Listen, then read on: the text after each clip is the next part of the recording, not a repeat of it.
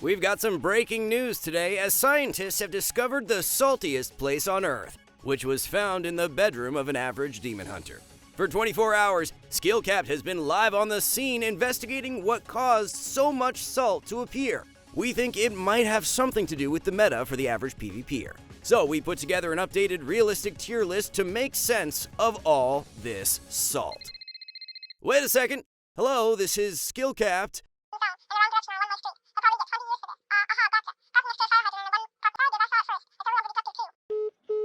Interesting. More breaking news! Scientists have found a cure to all of this salt. Knowledge. These days, the average player is way better than they were 10 years ago. And there is no saltier feeling than having a win streak busted by countless losses in a row. Skillcapped breaks this vicious cycle with courses on game knowledge, positioning, and the most effective class guides on the planet. We take rank 1 level game knowledge and condense 2 decades into a learning experience that actually delivers results. In fact, we hold ourselves accountable with a rank up guarantee, where we promise you can gain 400 rating while using our service. Thousands of players just like you are using Skillcapped every season to hit new rating heights. If you want to be next, be sure to use the exclusive discount link below. Alright, back to the video. As always, to make our tier list, we looked at rating data from Drustvar. And here's what we found for melee DPS. Right now, being 1800 puts you roughly in the top 25, which is a 5% improvement from a month ago. The number of specs performing worse than this benchmark has actually increased, and there are now some new top performers, including Ret Paladin, who's had a mix of buffs and nerfs over the past few weeks. In case you missed it, Ret's got a beefy damage buff at the start of the season, which quickly propelled them to the S tier, and even gave them a showing in the 4th cup of the AWC.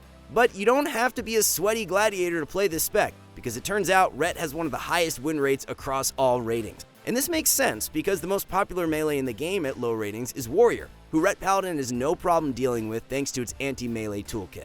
Even though Ret might not have ultra high impact burst anymore, it's just one of those specs that does insanely good defensively and can auto-win some lobbies in deep dampening. Moving on, Fury Warrior was a spec we included on the S tier last time, and it seems like Warriors have done a complete 180 after the nerfs to Fury, with Arms now being one of the most dominant specs in the game across all brackets. Our recent data confirmed this, with Arms now surpassing Fury at the 1800 benchmark. The recent buff to Execute seems to have really helped the spec. Even though you might not have insane Execute crits anymore, your sustained damage is going to be incredibly high in any lobby without a mage. And if there's one spec that continues to surprise us, it's Windwalker Monk. This is one of those specs which tends to have a really good matchup spread. As long as you don't have to deal with Ret Paladins, Frost Mages, or Dev Evokers, you're going to do fairly well. And as we mentioned before, being tanky definitely carries at lower ratings in Solo Shuffle, which helps to explain why Ret and Windwalker continue to do well, having some of the lowest death rates up to 1800. This is also why we think Demon Hunter is also one of the best melee up to 1800. Now, we've seen thousands of complaints that DH is bad because it, quote, dies and stuns. But once again, the Demon Hunter death rate is the lowest out of any melee in the game across all rating. The only spec DH should be really scared of is obviously Sub-Rogue, who we think is actually the best rogue spec now for the average player. Its sustained damage is significantly better compared to the past, and somehow Sub-Rogue burst still seems insane even after it was nerfed early in the season. Unfortunately, there are some melee who are still underperforming. It shouldn't come as a surprise that Frost DK is one of the worst specs up to 1800. In fact, if you are a rival Frost DK, you are in the top 15% right now for your spec. And for comparison, being a rival Ret Paladin puts you in the top 30%. The complete removal of their AoE stun in favor of an even jankier one-shot hurt the spec in the long run. Even though Death's Cold Embrace might have seemed OP initially, it's a bit too predictable these days, and it doesn't help that 2 meta healers can completely avoid their AoE setups. Because of this, we think Unholy DK is better for the average player, especially since their buffs a few weeks ago. Unholy's damage output is actually pretty good in the right context, but it's still a punching bag for many of the high tiers and would need a major overhaul to truly excel in the solo bracket. The same is true for Enhancement Shaman. This is a spec that is always a bit tough to rank, especially for the average player. By far, the biggest difficulty on this spec is surviving. Your mobility is still quite limited compared to other melee, which makes it really hard to avoid damage. Because of this, we're not surprised that Enhance still has one of the highest death rates across all ratings. Anyway, that brings us to our updated tier list for the average player. Once again, Brawler Melee seem to dominate. As always, we might be sandbagging Survival Hunter a little bit. It's actually one of the best performers up to 1800, but the data might honestly be a little bit skewed given how unpopular the spec is. With that said, it's definitely a strong spec, but requires significantly more effort compared to most of the high tiers.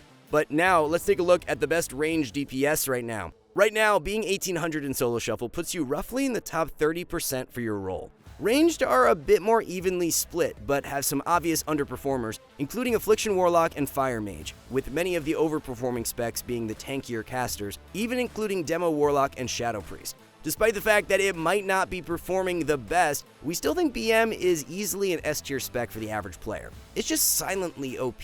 You're never going to die 100 to 0 in 0.1 seconds to this spec, and in fact, it actually has some of the worst burst in the entire game. But obviously, what makes BM so strong is attrition.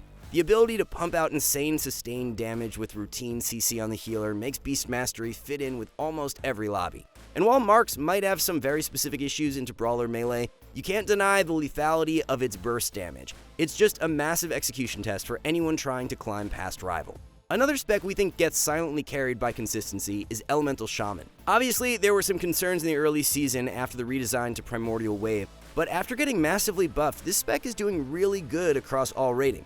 It also helps that Ellie has one of the lowest death rates in the bracket. Even when trained, they can still put out big damage. And right below them is Devastation Evoker. Are you noticing any trends? This is yet another passively tanky spec with a seemingly infinite amount of sustained damage, with super high value in the current meta thanks to its AoE Dispel, which makes life an absolute nightmare for some of the meta healers. Speaking of being a nightmare, we still think Frost and Arcane Mage are really good for the average player. Arcane's tier set has solved a lot of problems for the spec, giving it on-demand burst damage whenever Touch of the Magi is pressed. If your entire team has ever gotten one-shot multiple times a minute against an Arcane Mage, this is why. And obviously, the main advantage of Mage in the current meta is that it's one of the only casters that can survive against Warriors, which are the most popular DPS class by far. Because of this, there is a massive fall-off in the ranged meta, with a lot of specs underperforming. It's really hard to say with confidence which Warlock spec is best because they can all struggle a lot into these Brawler Melee, but Demo seems to be doing the best, at least according to data. While its win rate isn't the best, Demo still dies less than Affliction and Destro. We've said this before, but one thing that continues to carry Demo is the fact that it does really well into caster-heavy lobbies, and even when it doesn't have a bunch of wizards to bully, it's still quite solid into some melee too. Right now, things just aren't looking good for Affliction and Destro, especially up to rival ratings. Unless Blizzard massively buffs Demon Skin or nerfs Warriors and Monks to the ground, it's probably unlikely that these specs will be dominant for the remainder of the season. We know this is a Solo Shuffle video, but it's crazy the highest Affliction Warlock isn't even 2300 on the North American 3v3 ladder. Shadow Priests seem to be doing a bit better, but are probably married to the mid-tiers while we're in this Warrior Ellie meta.